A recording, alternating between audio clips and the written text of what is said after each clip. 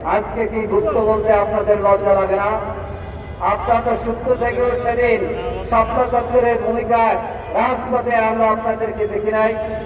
সংগ্রামী ভাই বন্ধুগণ, আমরা বলতে চাই 24শে গণঅভ্যুত্থানের মধ্যবর্তী নির্বাচন হয়েছে, আপনারা ক্ষমতাসীন হয়েছেন। আমাদের দাবি হচ্ছে জুলাই 5ই মে এই যে স্বপ্ন হত্যাকাণ্ডের এটার সুন্দরভাবে যারা এটার সাথে জড়িত চিহ্নিত করে আপনার তালিকা প্রকাশ করুন। আজকে এখানে আহ্বান জানাতে চাই, শাপলার যত ব্যক্তি শহীদ হয়েছে, শাপলার সাথে জড়িত হচ্ছে যাত্রাবাড়ি, আরো কয়েকটি জায়গায় শাপলার পরের দিন ভোরবেলায় অনেক ভাই এবং বোন হত্যাকাণ্ডের শিকার হয়েছেন। তাদের নাম ফলক দিয়ে এখানে প্রকাশ করতে হবে। তাদের তালিকা আমরা দেখতে চাই। এখান দিয়ে হাঁটার সময় আমরা দেখি 5ই মে সপ্তাহে যারা শহীদ হয়েছে তাদের নামগুলো আমরা দেখতে চাই। আপনারা কি বলেন? সংগ্রামী ভাই ও বন্ধুগণ, আসুন।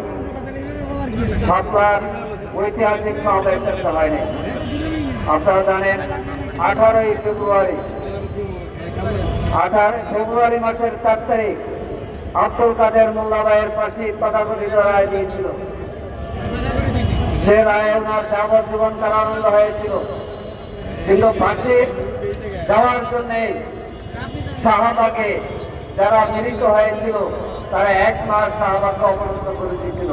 বর্তমান স্বরাষ্ট্রমন্ত্রীকে বলতে চাই, একদিনই তো শাহবাগকে মাফ করলেন না, 1 মাস অবরুদ্ধ করে রেখেছিল।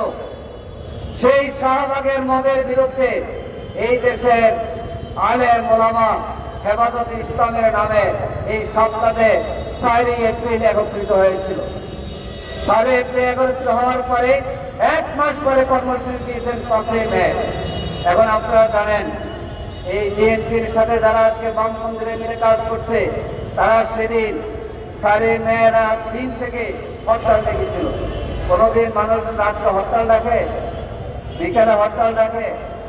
2013 সালের মে মাসের 3 তারিখ আর এপ্রিল মাসের 3 তারিখ 4 তারিখ হরতাল ডেকেছিল সাংস্কৃতিক ঐক্যজোটের নামে, গণজাগরণ মঞ্চের নামে, যাতে করে আলেমরা এখানে একত্রিত হতে না পারে। আমরা বলতে চাই, তারা এই দেশের পক্ষের শক্তি নয়, তারা ভিন্ন দেশের ইশারায় এই দেশের মধ্যে গোলযোগ সৃষ্টি করার জন্য এই ধরনের বাজে কাজের আয়োজন করেছিল। যত ধরুন বিএনপি সহ এই দেশের জাতীয়বাদী শক্তি যারা, ইসলামী শক্তি যারা, তাদেরকে শেষ করে দেওয়ার জন্যই তারা অপকর্ম করেছিল। আজকে বিএনপিকে আমরা সতর্কভাবে কথা বলতে চাই, আসুন, নির্বাচিত সরকারের মেয়াদ 5 বছর থাকুক, আমরা চাই।